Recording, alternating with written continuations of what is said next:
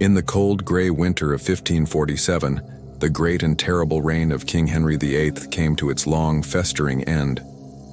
Once a golden prince, tall, athletic, and admired throughout Christendom, Henry had by now become a monstrous shadow of his youth. He was no longer the dazzling Renaissance monarch who spoke 5 languages, wrote music, and captivated the court. That man had vanished, buried under layers of flesh, disease, regret, and paranoia. The king who had once split an entire nation from the Catholic Church, who had destroyed monasteries and beheaded those he called traitors, now lay bedridden in Whitehall Palace, unable even to move without the help of servants, and terrified to face the God he had defied. Henry's body had become a prison of unimaginable suffering. Weighing over 380 pounds, with a waist measuring more than 54 inches, he was so large and immobile that he required custom-made mechanical devices just to be moved from bed to chair. His legs were the worst of it, ulcerated, infected, and oozing pus. The stench was unbearable. His courtiers, ever loyal in their words but repulsed in secret, carried perfumed cloths to their noses, careful not to show disgust. One wrong glance, one wrinkle of the nose, and the king's wrath could be fatal. After all, this was the same man who had ordered the deaths of 2 wives and countless nobles. The source of the ulcers was an old jousting injury, a seemingly minor accident that had changed everything. In 1536, Henry had been thrown from his horse during a tournament and lost consciousness for 2 hours. He was never the same. His injuries never healed properly. Over time, the wound on his leg worsened, turning into a putrid open sore. Doctors had little idea how to treat it, and the repeated application of foul poultices and crude surgical attempts only exacerbated the rot.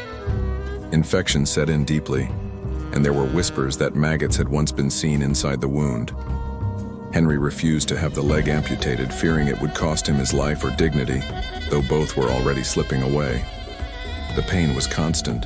Sleep was rare. He spent nights screaming in agony, muttering to himself, haunted by visions of his 6 wives, Catherine of Aragon, whom he cast aside, Anne Boleyn and Catherine Howard, whom he had executed, Jane Seymour, the only one to give him a son, who had died after childbirth, Anne of Cleves, whom he divorced, and Catherine Parr, the final wife, who now watched helplessly as her husband deteriorated. Henry's nightmares were vivid. He saw the faces of the men he had once trusted and later condemned. Thomas More, his friend turned martyr. Thomas Cromwell, the architect of the Reformation, whom Henry had sent to the block. And even Cardinal Wolsey, who had died in disgrace, spared execution only by death itself.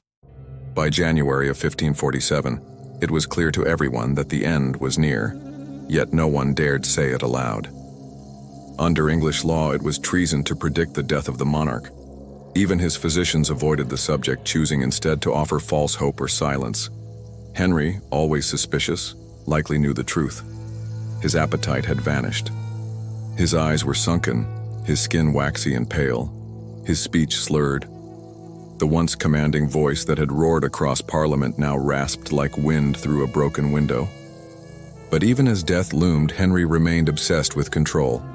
He issued final orders, made arrangements for his son Edward's succession, and demanded that no Catholic rites be performed at his bedside. The man who had torn down papal authority refused to let Rome back in, not even in his final hours. On the night of January 27th, Archbishop Thomas Cranmer was summoned. Henry could no longer speak. His breathing was shallow, his pulse erratic. Cranmer arrived too late to hear any last words. When asked if he died in the faith of Christ, Henry simply squeezed the archbishop's hand. That faint pressure, that small human gesture, was the last sign of life from a king who had once commanded armies and changed the fate of nations. He died in the early hours of January 28, 1547, at the age of 55, but even death did not grant Henry peace. The process of transporting his enormous body to Windsor Castle for burial became a logistical and spiritual nightmare. His coffin was reinforced with lead to support the weight of his bloated corpse, which had already begun to decay. The winter air did little to slow the rot. During the slow journey, the procession stopped overnight at Sion Abbey, a former Catholic nunnery Henry had suppressed. There, something horrifying occurred. According to witnesses, Henry's body exploded. The gases from decomposition had built up so violently that the coffin cracked open, and foul, blackened fluids leaked out onto the floor. The scene was grotesque. Servants recoiled.